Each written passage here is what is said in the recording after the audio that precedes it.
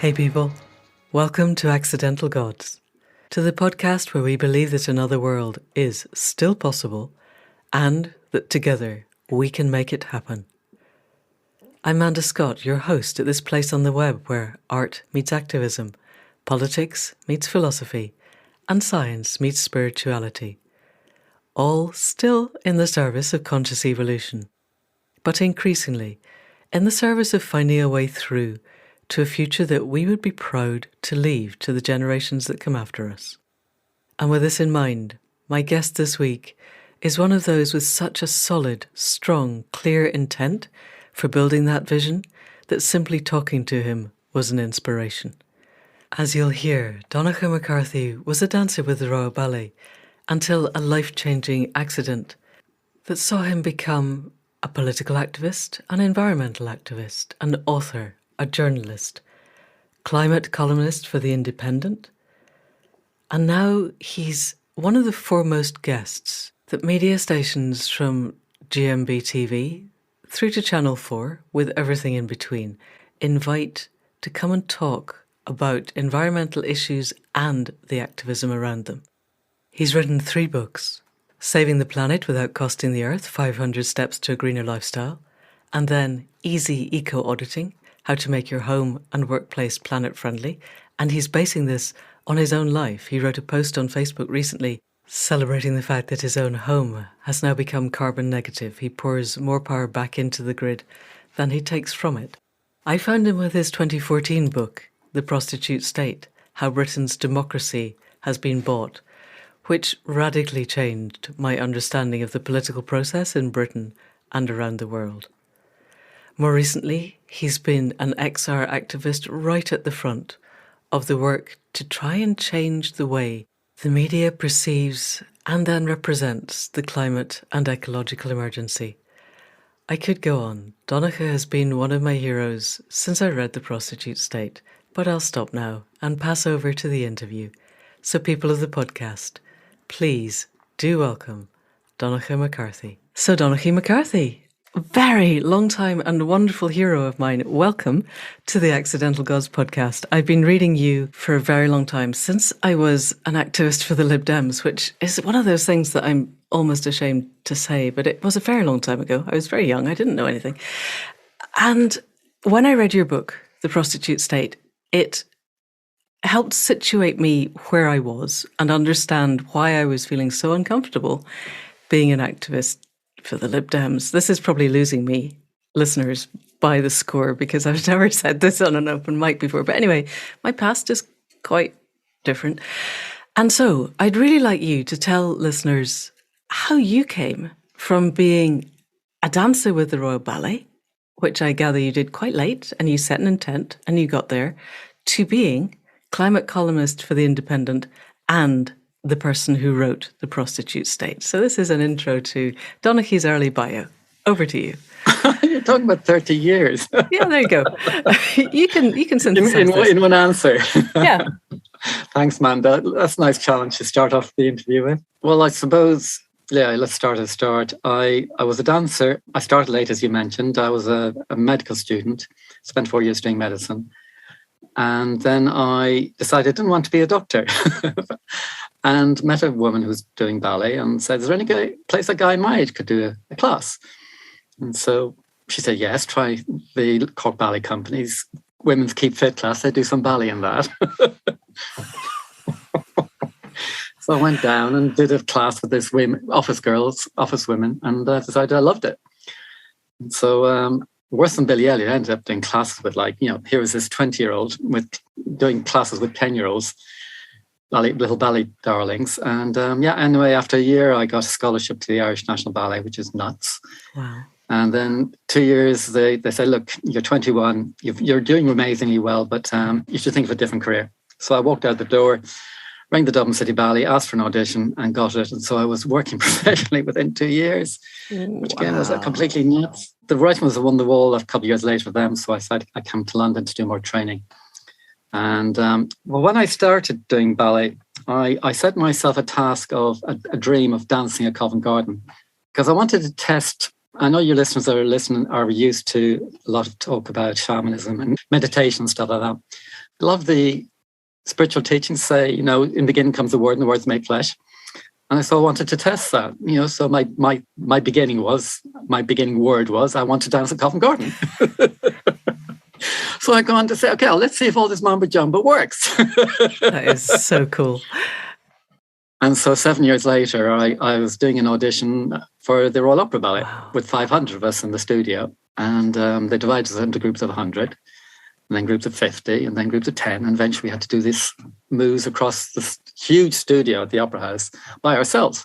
Wow. And so I got selected, and I got down to the last 12 men. Wow. And I got to dance with the Royal Opera Ballet. Wow. And so all that mumbo jumbo worked. Yes. In the beginning of the word, and the word was made, not flesh, but the word danced. Yes, I have a question. So were you setting that as a clear intent on a daily basis for 7 years? Because when I read the books about setting intent and the whole manifestation thing, which always leaves me feeling a bit strange, I think there's a lot of holes in it. But, I want to dance at the Royal Ballet. It's clean and clear and physically possible. And you did it. Did you meditate? Did you spend an hour a day? This is where I'm going, or do you just set it as a single intent and go for it? I set it as the intent and kept setting it as the intent. Right.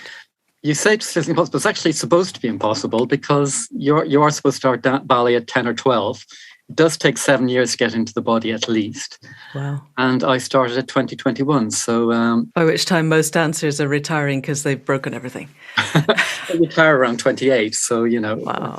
It was an amazing privilege, really challenging, spiritually, mentally, physically. It challenged everything. And in some ways, I think that prepared me. A lot of what I do as a campaigner is performing. You're talking, you're communicating, whether it's in books, whether it's writing, whether it's interviews, whether it's at a rally, whether it's at a protest.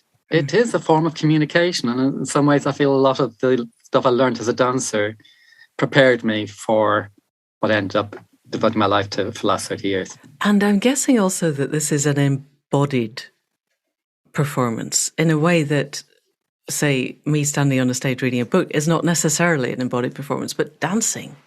It's your whole body, and the way you did it, definitely, also your whole spirit.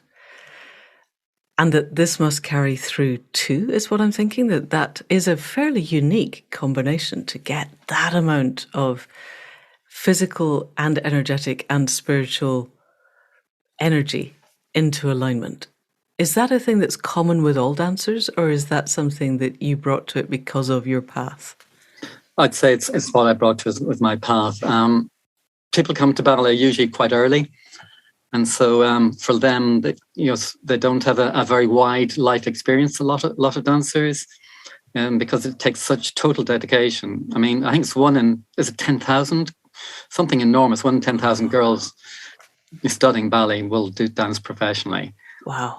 So the odds are enormous of not ever doing it professionally. Wow. So therefore you have to devote everything to it. And of course, because I had lived, I'd lived a different life and had done some self-development and had to engage with some spiritual self-development and courses and challenges prior to that.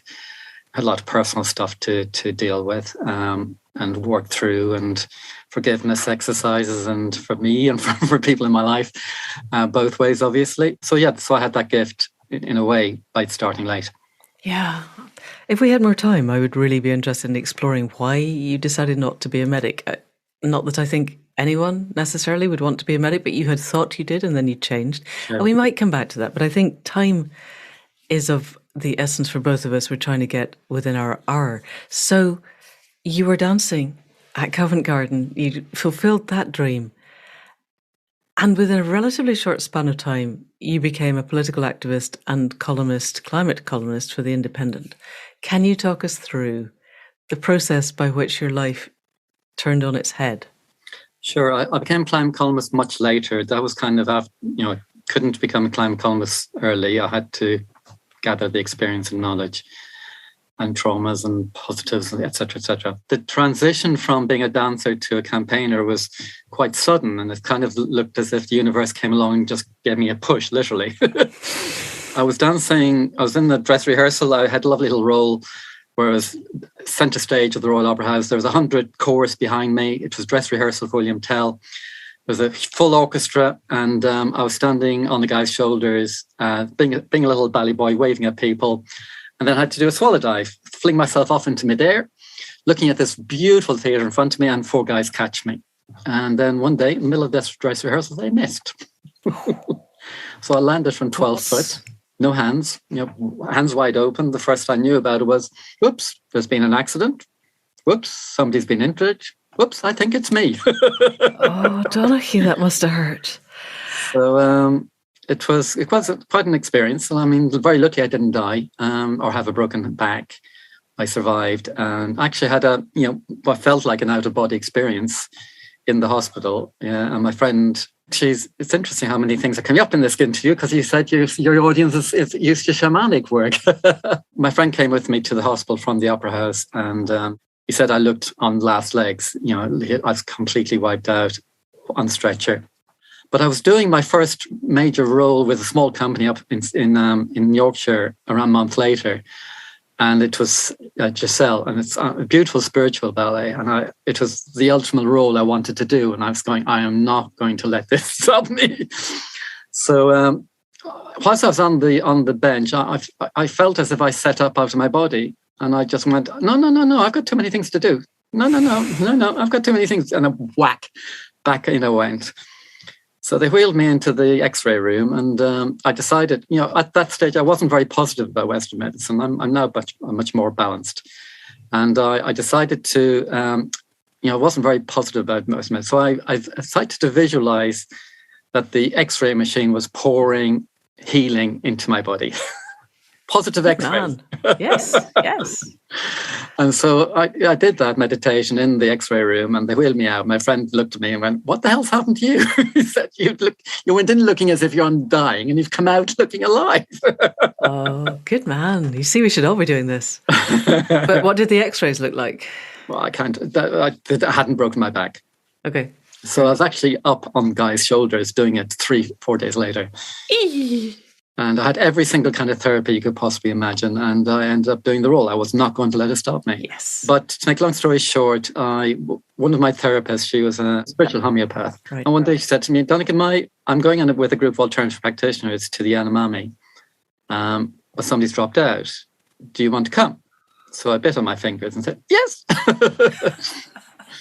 No, you didn't have any obvious ballet roles coming up in the next month. Yeah, I was a ballet dancer, not a jungle explorer, but I thought, you don't get enough like that. So anyway, I accepted the invitation. Being a long story short, I spent just around 2 weeks, spent a month in total in the Amazon, heart of the Amazon, and ended up by myself with the Yanomami Indians and saw from my first hand the destruction of the rainforest, and became emotionally aware of the destruction our so-called civilization is carrying out.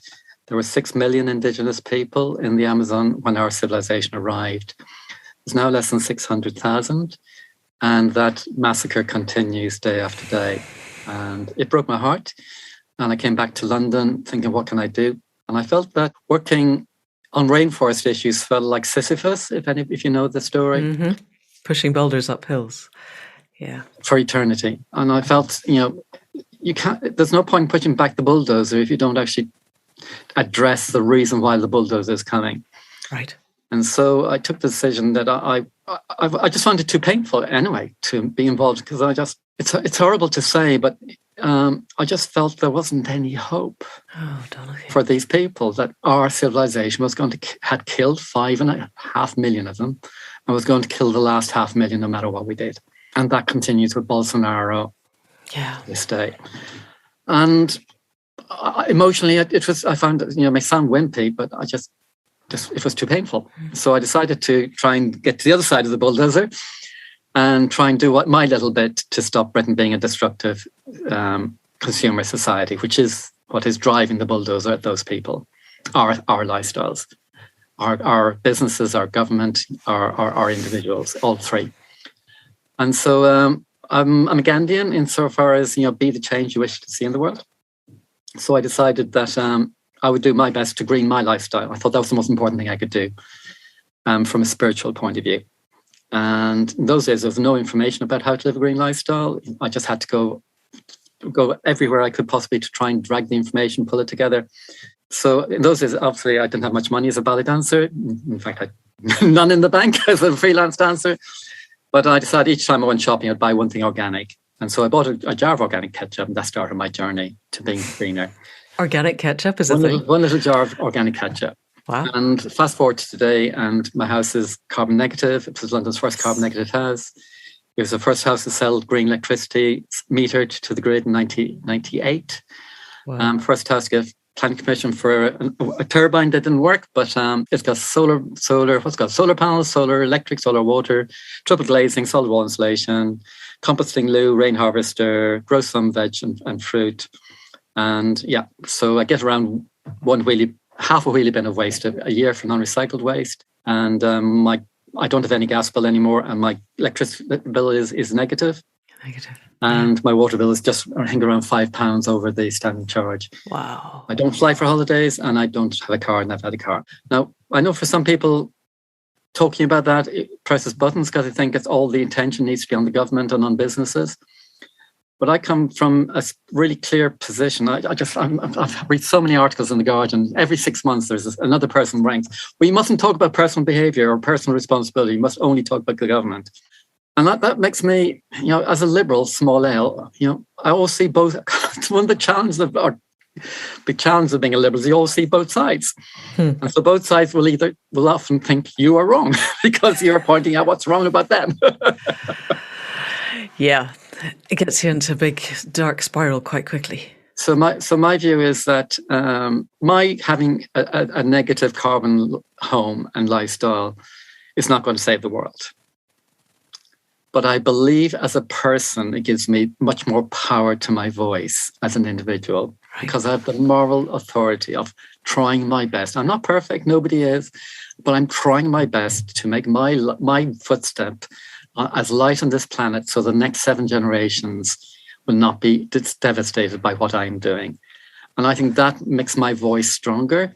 And I think in many ways, it's given me a voice that people have been willing to allow me to express, whether through my books, my writing, my journalism in The Independent, or my work on many radio and TV programs. It comes from that, I think, grounding in moral truth. And so when people say personal action doesn't matter, it worries me, because how are we going to have the moral authority to get the government to change, the banks to change, the media to change, the oil companies to change, if we're saying you must stop what you're doing, and I'm still eating meat, flying on holidays, driving my 4x4 around, it's just not going to work. Two Jags Prescott. His aim was he had failed if he hadn't brought down transport. He had 2 Jaguars. He didn't bring down transport. Surprise, surprise. Yeah. Yes. I suppose the counter-argument that I hear from this is that BP and the other big oil companies threw astonishing amounts of lobbying money into creating carbon calculators for individuals so that we would all be focused on trying to narrow down our own carbon footprints by another 10% per year, and we would be ignoring the wider picture. And given that we are endeavouring to create total systemic change, and that means keeping as broad a view as we can and moving forward on as many fronts as we can, then I imagine that the important point is that we do everything, that we not simply focus on one thing, whatever that one thing is, and that we work on our broad view. Does that make sense to you? Yeah, I remember Satish Kumar teaching the 2-legged path. I think that applies to environmentalism as much as it does to any other aspect of life, the spiritual aspect and the practical aspect. And for me, as an environmentalist, as somebody who's demanding change or requesting change from those in authority, I think spiritually it is crucial that I'm walking the second leg, which is that I'm doing it myself. I think the reason why Gandhi was so inspirational for so many people is that people saw him walking the talk. He didn't arrive in London in a suit and top hat. Yeah. He wore his lungi. And, so when I arrive at an interview with the BBC, I arrive on my bike. Right. It's the same service. It's part of the path. And it's really important for organizations and individuals and campaign groups I remember you talk about Liberal Democrats, I brought this to the Liberal Democrats, I said, you say these are your values, but this is what you're doing. And so I spent a lot of my time in the party being that, it was a pretty horrible role, but I was described by the chair, the president of the party, as the conscience of the party, because I was simply saying, well, you say you wanted an elected upper chamber, so why aren't we electing our nominees to the Lords? Or you say you want to look after the environment, so why aren't we using recycled paper? Or you say you want to clean up the corruption, so why are we selling peerages? And so this is why this is crucial. It's crucial. I think it's part of my core DNA is to challenge hypocrisy, not because it's a smart thing to do or clever or obnoxious thing to do. It's because it's actually, if we want to be effective, to implement what we want to do, we must be doing it ourselves, in my view. Brilliant. Yes. Okay, that's landing. And what you're proving, because you live in London, is that you don't have to live in a straw bale hut off the west edge of Wales and be completely off grid in order to have a carbon negative lifestyle, or at least as close as we can get within the current system. So let's take a very brief hop forward. I just want to take a couple of minutes to look at your political career, because reading The Prostitute State really did reframe my politics for me. And then we can move on to what's most alive for you at the moment. So my memory of the book is that it opens with this executive meeting in which Paddy Ashdown, the then leader, is saying, if the motion proposed by Mr. McCarthy passes, I will resign.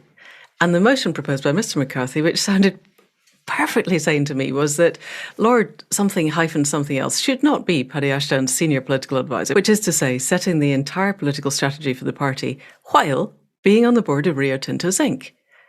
And I think, why is that not on the front page of The Guardian every day? And the motion proposed by Mr. McCarthy did not pass, and Paddy Ashdown did not resign. So first of all, do I remember it right? And second, just tell us a little bit about how that came about, because it just, every time I think about it, it does bad things to my head. Well, I suppose it's when I came crashing into what I call the Prostitute State, which is how I say that the Britain's democracy has been bought. It's been hijacked. And we think we live in a democracy. We think we support political parties. But after 7 years on the board of the party, it's very clear to me that, having experienced it right at the top of one of the smaller political parties, that our system is rigged phenomenally and very clearly. And I that's why when I after I left the Lib Dems after 12 years trying to deal with them, and gave up in despair, having we were jumping around a lot, but we suddenly arrived in the Lib Dems. I think it might be just helpful to explain how I arrived there. I came back to London, decided to live a green lifestyle, found out my local park was going to be built on, and I said, I can't defend the rainforest from being built if I don't defend my local wildlife side, my local park being built on. So the council have proposed us to remove the open space protection from the entire park, which is a 150-acre park, a creative park in Peckham, Camberwell, South London. And they were going to sell around 13 acres of it and build 5-story indoor leisure centres, etc., etc. So I got involved and took a year off work and ended up, just woke up one day, I was an environmental campaigner, no longer a ballet dancer. So the local Lib Dems saw I was an active campaigner, and so they invited me to join them, and I became a councillor candidate. And at the time, a lot of what the Lib Dems stood for, and still stand for, I quite agree with, if only they would actually seek to implement it. But, I do like the constitutional reform. I did like the commitment to ending corruption. I did like the commitment to the environment. And so I said, well, might as well join them, because at the time, the Greens had just got 15% in the European elections and got no seats. And I thought, we have to have constitutional reform and PR if we're going to get the environment anywhere in the Britain's political system. So I joined the Lib Dems, ended up becoming elected a councillor in Peckham. For the first time, anybody other than Labour was elected for the huge estate ward, inner city council ward that contains the Aylesbury estate, one of the largest council estates in Europe. And I set myself three promises. I promised them I would try and do my best to bring down crime by half. Promised to try and stop them spraying poisons on the estate. They were spraying glyphosate everywhere around the state and parks. And thirdly, I would try and stop the park being built on. And in my 4 years as a councillor, I did all three. Wow. There were my intentions. Again, there's a word. The word make flesh. Set clear intent. Go for it. Yeah. It's the foundation of humanity, is setting clear intent. And so we got crime down not by being punitive, by pure community politics, getting the police involved, playing football with the kids, making sure design was crimed down, making sure that women didn't have to walk through doorways that they couldn't see through. And we brought it down amazingly. And it was actually written about as a national strategy. Secondly, we got the glyphosate banned right across the borough in 94. Well done. So all the parks and all the council estates and all the streets, the council agreed to not stop. And remember, I was an opposition councillor. Wow. So getting this done as an opposition councillor. And then finally, we managed to stop the park being built on. I think I've fought 50 different campaigns to stop the park being built on over the years. And we won 49 of the 50. One small building got built on it. Wow. Anyway, so I became a councillor, and I got a letter from a Survive International, who I used to be a member of because trying to support Indigenous people's rights. And their process was that they send you a letter to write to whatever head of government who's trying to trash some Indigenous people's rights. And the Among people in Indonesia, at the time was President Suharto, they have a religious belief system, very like Christianity. When you die, you go to heaven. But their heaven was the top of this local mountain. And so it was very holy to them. It contained all of for them, the spirits of their past ancestors. And Rio Tinto Singh was coming along, and they were going to chop the whole mountain off and turn it into copper, a huge copper mine. So something at the back of my mind went ping, and I went, oh, Lord Richard Home, Rio Tinto Singh, something bell, something. And I remember, so I looked in and remembered that the head of Paddy Ashdown's general election campaign was Lord Richard Home.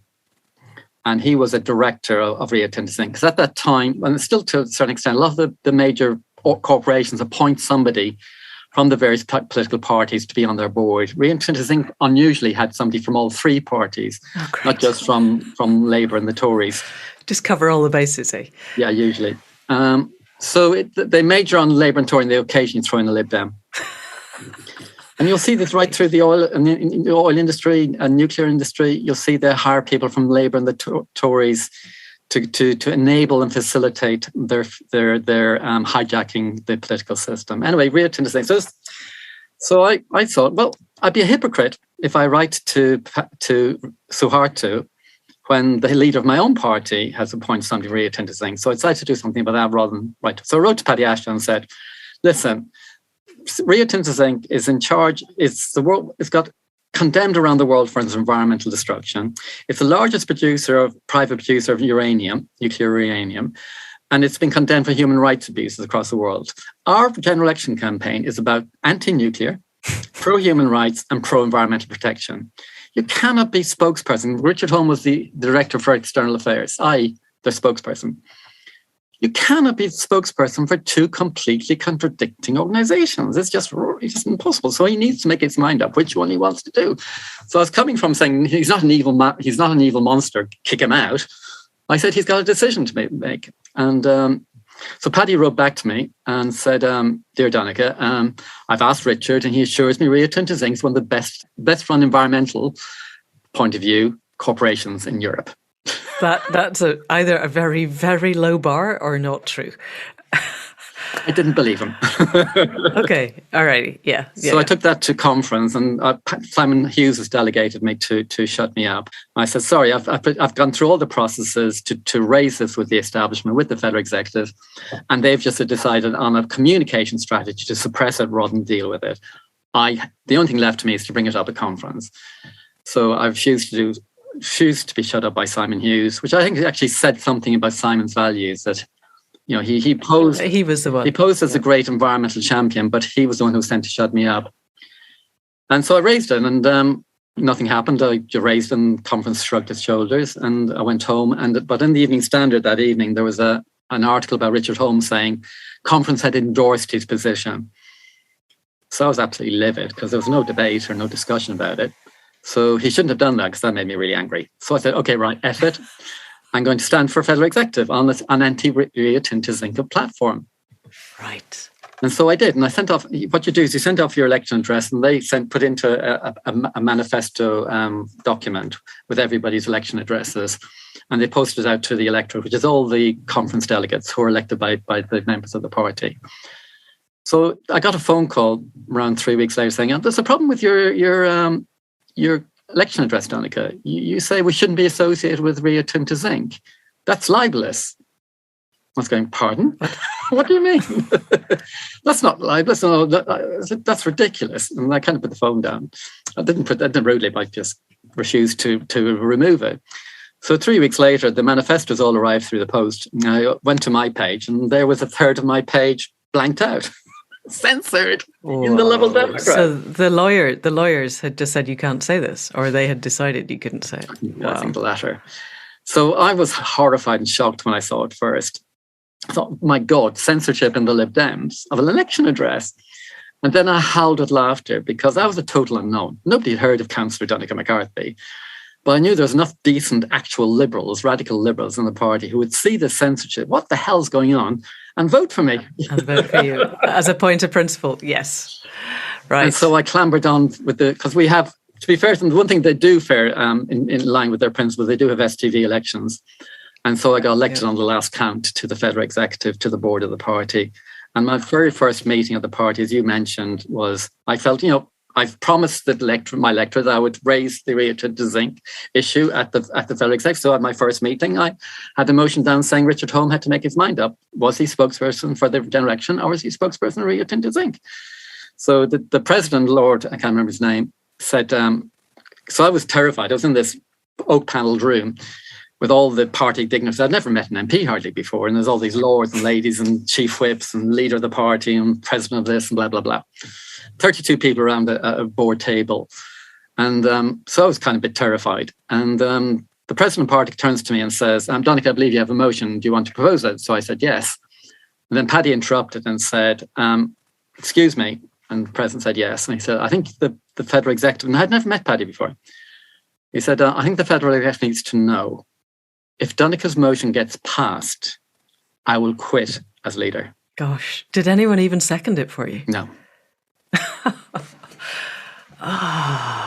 I was very lucky that he didn't notice that because he allowed me propose the motion and have a debate without a seconder, which actually procedurally I have to say, flawed. having sat through quite a lot of Labour meetings, that wouldn't have gone for another microsecond. Somebody would have said no seconder, no motion, because they're all very well trained on how to destroy difficult motions.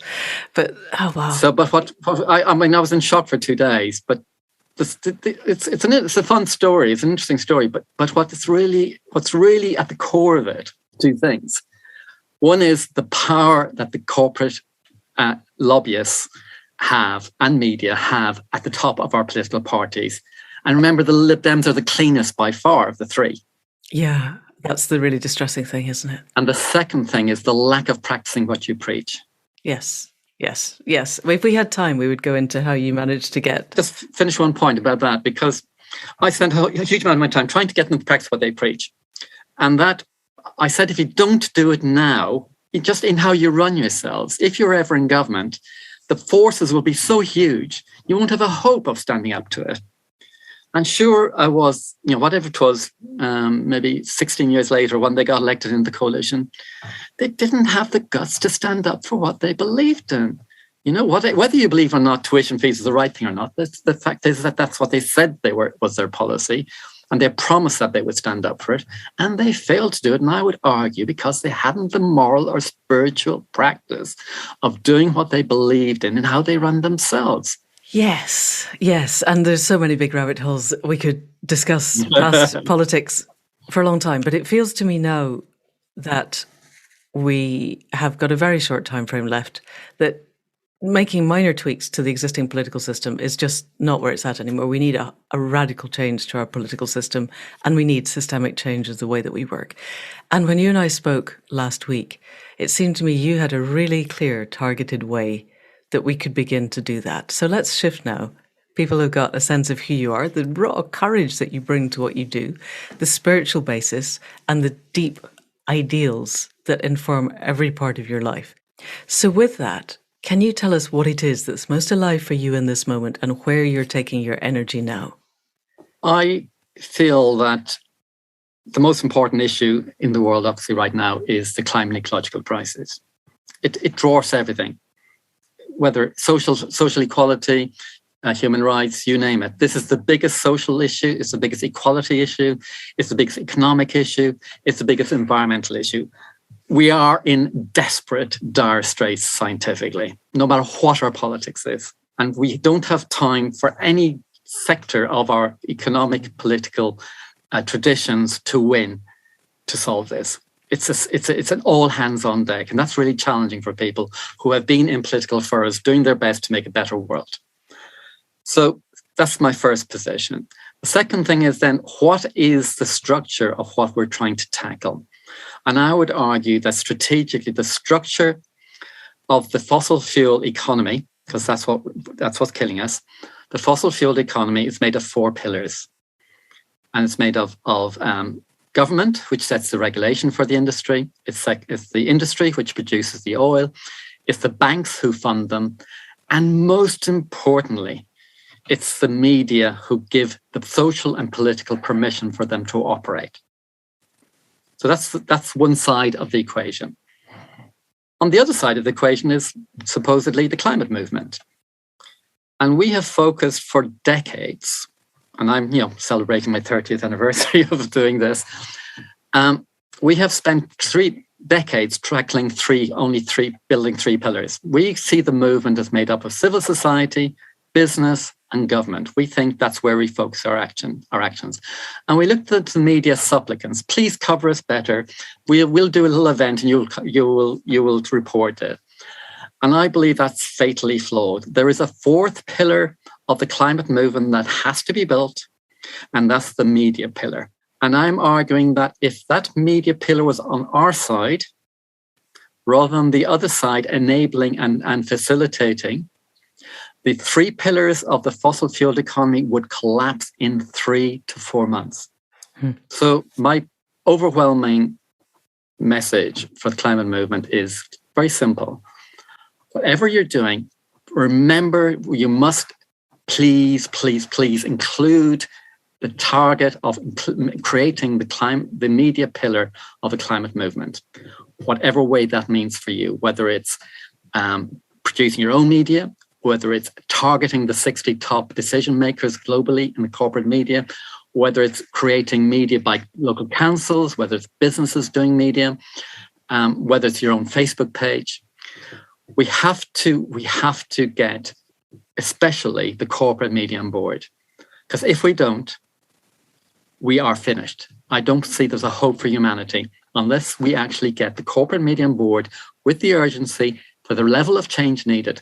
We saw with COVID, whatever your views on COVID, we saw when the government, people, and media were united, and crucially the media, we were able to do things nobody thought possible.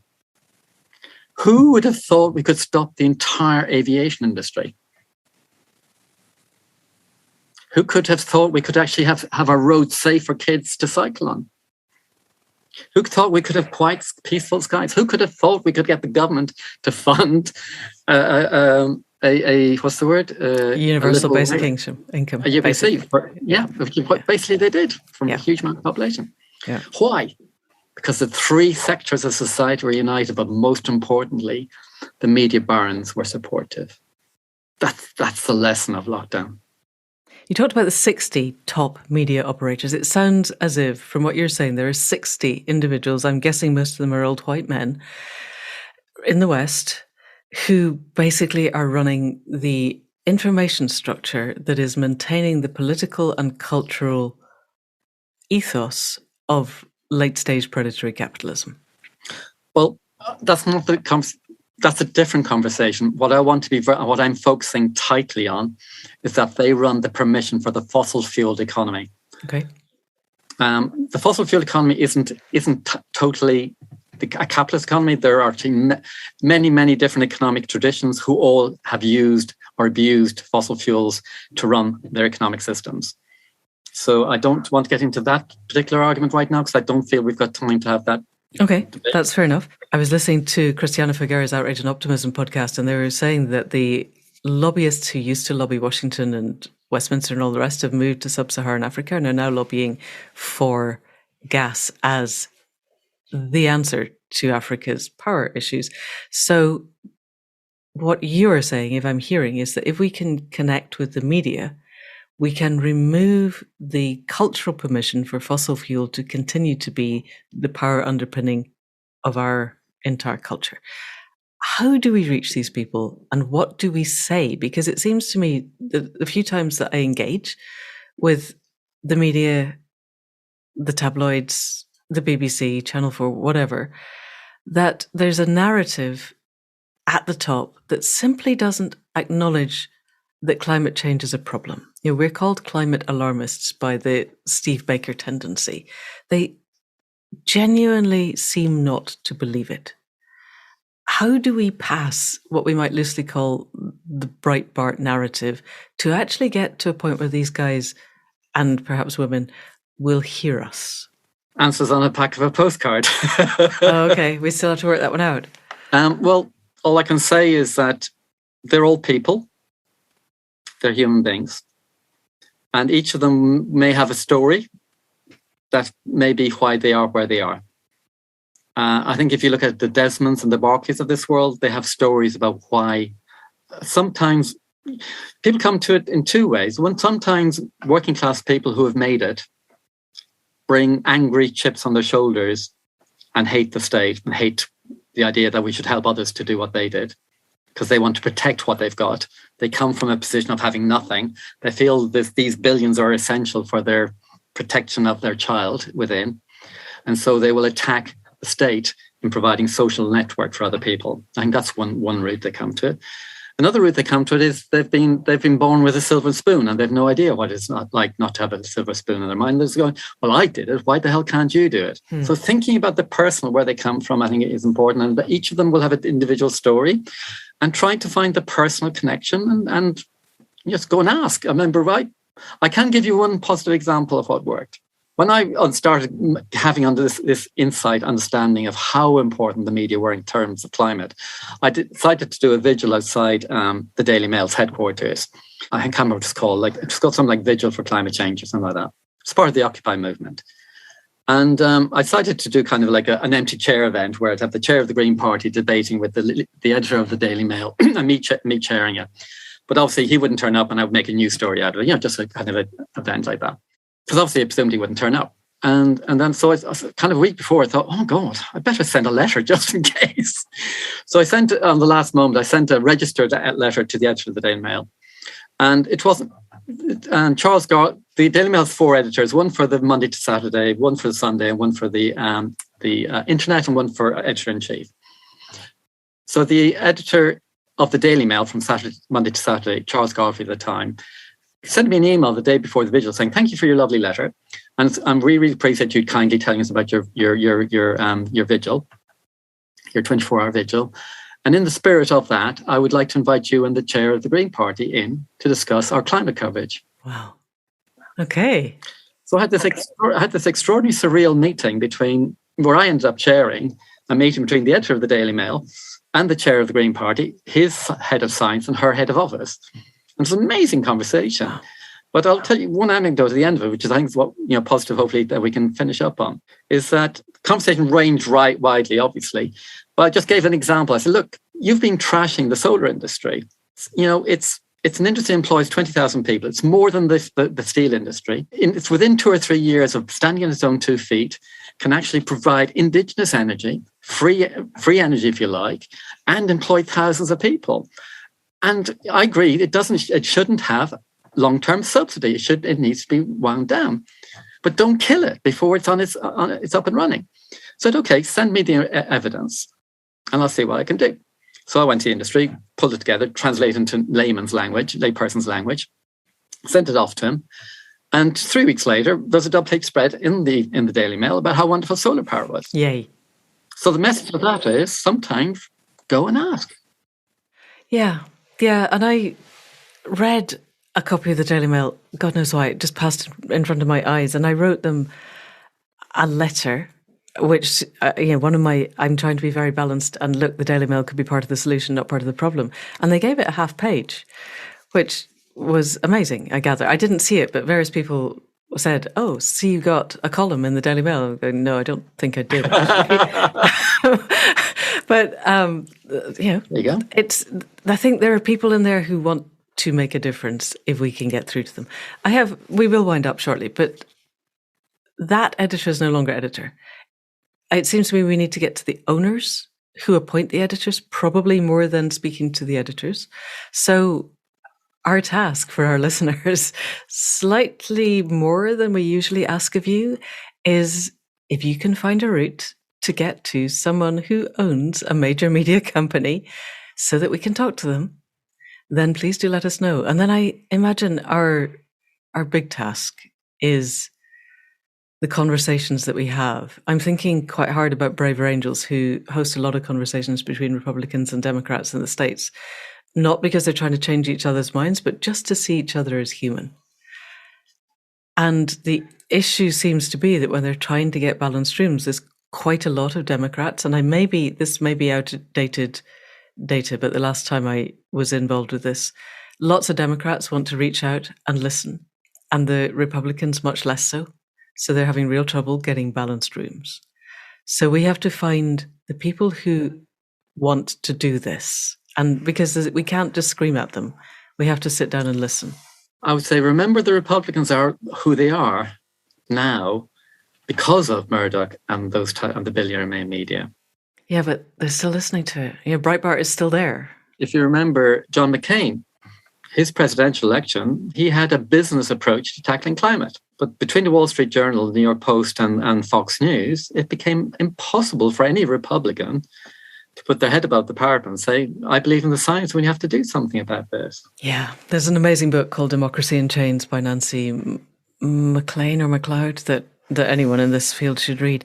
One last thing I think I am remembering. Are you familiar with Scilla Elworthy and her Oxford Research Group? She was an amazing woman, and she's written a book, the name of which I have temporarily forgotten, but I'll put it in the show notes.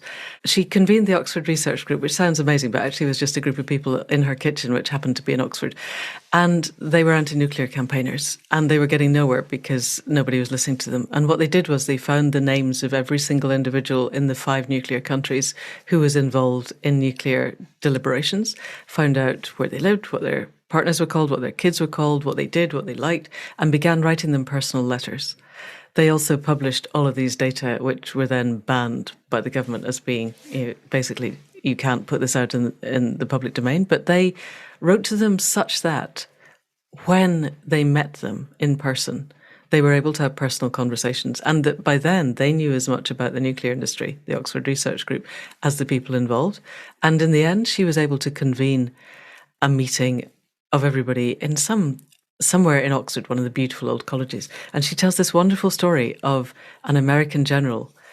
And she's in the room and he comes in and he goes, he's talking about the atmosphere and how amazing it is. And she goes, well, yes, 12th century building. He's going, no, it's more than that. There's a sense in the air. And she said, well, that'll be the people meditating in the room below. And she watched the curtain come down because the idea that someone was meditating was way too much for this guy.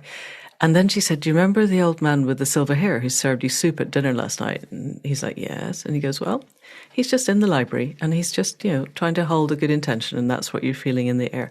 And because she was able to make it personal, and he had met this old guy, and he wasn't obviously some complete freak that the word meditation had triggered in the general, he calmed down and stayed in the room, because she said when she watched his face, she thought, that's it, he's going to leave. And if the Americans leave, we may as well not be here. But he stayed, and they got their nuclear non-proliferation treaty. But it took them a decade, and I don't think we have a decade. So we need a lot of us to be doing the work together at every level, I think. You set an intention to be on the stage at Covent Garden, and leaving aside the swan dive that wasn't caught, you got there. And so I think we need the people who can set clear intent, to set a clear intent that you and I and anybody else involved is coming away from the meeting with the people who really matter, feeling that we've made a real heart connection with these people and we've given them a vision of how they can be part of the solution. That's a beautiful summing up. But if I can add one more layer to it. Go for it. The intention is, yes, I've been working out for the intention of assembling a global meeting of the world's corporate leaders, to have a presentation made to them on the climate, to have an appeal from the heart and the soul for them that we need them. We need them on board. Whatever our politics, we need them, because the planet is on fire, and without their help, it's gone. So that's my intention, that such a meeting should happen. But the real intent is that the global media, the corporations are the fourth pillar of the environmental movement. Okay, or that they become the fourth pillar of the environmental movement? They'll become an essential part of the fourth pillar. It's not just them, but it's they will be totally on board with saving humanity. Those 60 people. That's the intention. Okay, all right, people. You have your mission. Go out and make it happen in whatever way you do your meditations. This is our new intent. That's beautifully stated. And Donnachadh, thank you for your courage and vision and idealism and everything that you bring to this. It's been an absolute pleasure to speak with you. That's it. And that's it for another week. Huge thanks to Donnachadh for everything that he is and says and does. Once in a while, these conversations feel as if there's something else moving through us. And this was definitely one of those.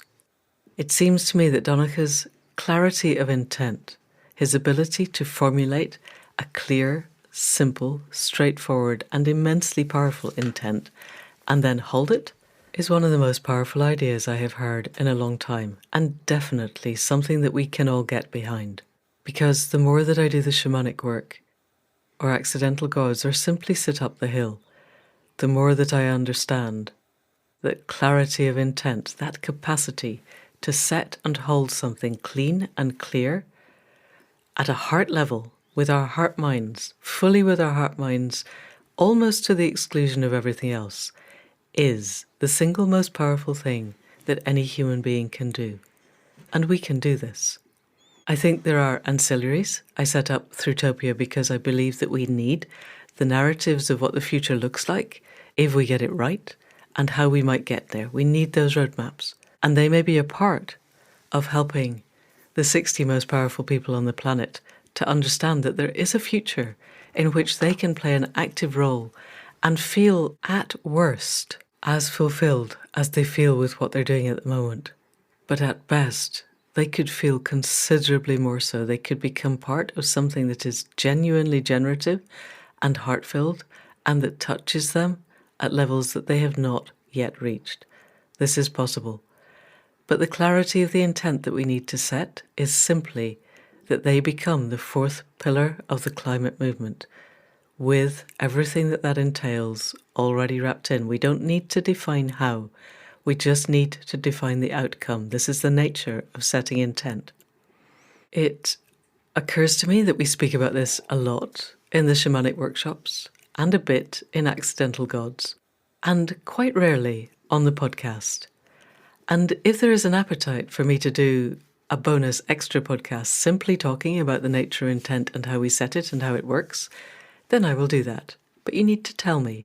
So find me on social media or manda@accidentalgods.life and let me know what you think. And if there is enough, then I will do it. And beyond that, we will be back next week with another conversation. And in the meantime, huge thanks to Cara C. for the productions. Huge thanks also to Jill Coombs and Anne Thomas for the transcripts, and to Faith Tilleray for the website and the conversations that underpin everything that we do.